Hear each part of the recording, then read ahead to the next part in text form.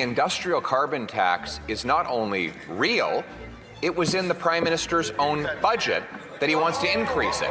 It's a tax on the steel that goes into farm equipment, the fertilizer that goes into farm fields, the equipment that goes into food processors. Then there's the tax on food packaging. By banning plastics, they're making food go bad earlier and costing an extra $1 billion, all of which these costly promises Liberals were making actually were real, then you wouldn't have seen the number of kids reliant on food banks doubled to 700,000 kids in the last 5 years. Today, Canadians deserve affordable, nutritious, and delicious food. Meat and potatoes on the dinner table every single night.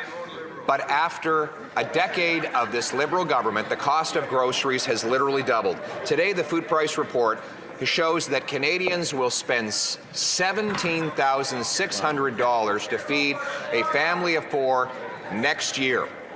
Double what it was when the Liberals took office, and $995 than the preceding year after the Prime Minister promised to be judged by the price at the grocery store. Will the Prime Minister reverse his inflationary taxes on food? Mr. Speaker, another example of the opposition using a report without actually taking the time to read it. In fact, beef, one of the prices that's going up most dramatically, is directly linked to climate change. In fact, the report says that challenges persisted for producers throughout the year in Western Canada as they experienced a drought and input costs like feed rose. Mr. Speaker, we're focused on how to help Canadians. That's why today I was with Ontario signing the child care agreement. It will save families $10,400. The point in any Liberal term when they go from making promises to making excuses. The Prime Minister promised that he'd be judged by the prices at the grocery store.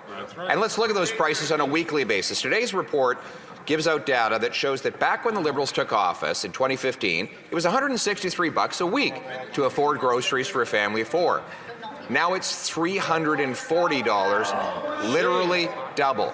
Liberal taxes on farmers, fertilizers, food processors, and packaging have all driven up the cost of food. Will they reverse these Liberal taxes on groceries?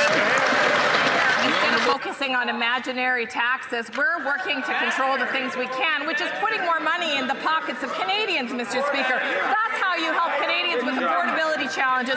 You make sure they have the money so that they can adjust to whatever happens in the market. You'd think Conservatives would understand market pressures. It's clear they don't. Mr. Speaker, today we signed with Ontario an extension of the early learning and childcare program. Mr. Speaker, $10,400 per family on average. Do you know how many weeks of food that is? At least 63 if they're caught. Children cannot eat agreements or photo ops or promises. If any of these costly promises Liberals were making actually were real, then you wouldn't have seen the number of kids reliant on food banks doubled to 700,000 kids in the last 5 years. Today, a report from Dalhousie proves that the weekly grocery bill of a family of 4 has doubled to $340 a year. That's the result. So will they finally reverse the Liberal taxes that are driving up food? Mr. Speaker, time and time again, the members opposite say no to Canadians, say no to supporting Canadians. Right. We have a Canada Child Benefit that supports young families. That's right. Index to inflation, it isn't taxed. It is something that they voted against. Time and time again, we'll be there to fight for Canadians. And if he wants to talk about imaginary taxes, that's only an imaginary argument. We're doing the real work to support families.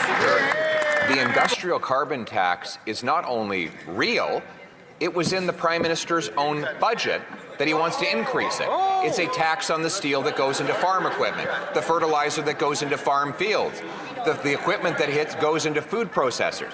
Then there's the tax on food packaging. By banning plastics, they're making food go bad earlier and costing an extra $1 billion, all of which is passed on. And finally, a $78 billion deficit is inflating the cost of everything. Wow. So instead of doubling the cost of food, why won't they scrap the taxes on groceries?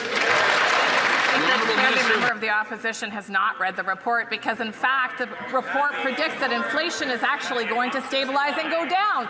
So here's what we're doing on this side, Mr. Speaker. We're putting money in the pockets of Canadians, whether it's through the Canada Child Benefit, which, oh, by the way, is indexed to inflation and that they voted against, whether it's affordable child care, Mr. Speaker, for families with growing children, helping them save money for down payment on a house, which they say is a goal they have, but they voted against, or whether it's for school food programs for those families that need an extra hand. We're here for Canadians in good times and bad. It's pretty clear where they stand for themselves.